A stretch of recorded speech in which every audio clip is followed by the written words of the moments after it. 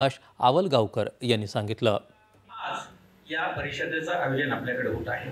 म्हणजे 3 ऑक्टोबर ते 9 ऑक्टोबर हा अभिजात भाषा सप्ताह मराठी भाषा मंत्रालयाने घोषित केला आणि त्याची एक जबाबदारी ही मराठी भाषा विद्यापीठावर दिलेली आहे आणि आज ही जबाबदारी पार पाडण्याच्या दृष्टीने आपण प्रयत्न करीत आहोत। आपण 5 कोर्सेस सुरू केलेले, 5 अभ्यासक्रम आपण सुरू केलेले आहेत, ज्यामध्ये बीए मराठी लिपीशास्त्रासह अशा प्रकारचा अभ्यासक्रम हा महाराष्ट्रामध्ये कुठेही उपलब्ध नाही।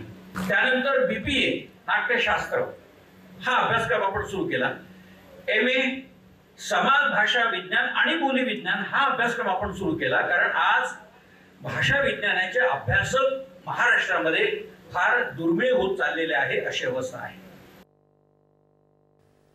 या परिषदेत मराठी, बंगाली, प्राकृत, पाली, आसामी, ओडिसा, संस्कृत, मल्याळम, तेलुगू, तमिळ आणि कन्नड अशा 11 भाषा तज्ज्ञांनी सहभाग घेतला आहे। यावेळी अमरावती विद्यापीठाचे कुलगुरू मिलिंद बारहाते हे देखील उपस्थित होते।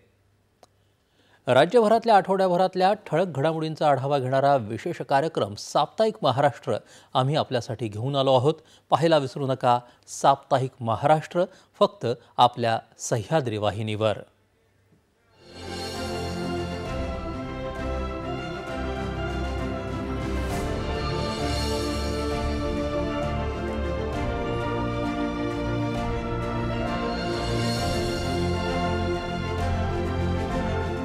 राज्यातील आठवड्याभरातल्या महत्त्वाच्या घडामोडींचा आढावा घेणारा विशेष कार्यक्रम साप्ताहिक महाराष्ट्र पाहायला विसरू नका। दर शुक्रवारी रात्री 7:55 फक्त आपल्या सह्याद्री वाहिनीवर।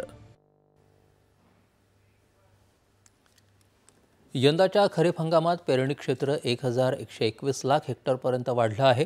खरीप पेरणीत झालेली वाढ भरड धान्याच्या उत्पादनात लक्षणीय भर घालणारी असल्याचा अंदाज कृषी मंत्रालयानं व्यक्त केला आहे। मक्याच्या पेरणी क्षेत्रात यंदा 12% वाढ झाली आहे, तर उडीदाच्या पेरणी क्षेत्रात 6.5% वाढ झाली आहे।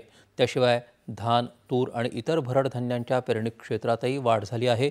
त्याशिवाय तेलबियांच्या पेरणीतही वाढ दिसून येत आहे। ऊसाच्या क्षेत्रातही वाढ झालेली आहे।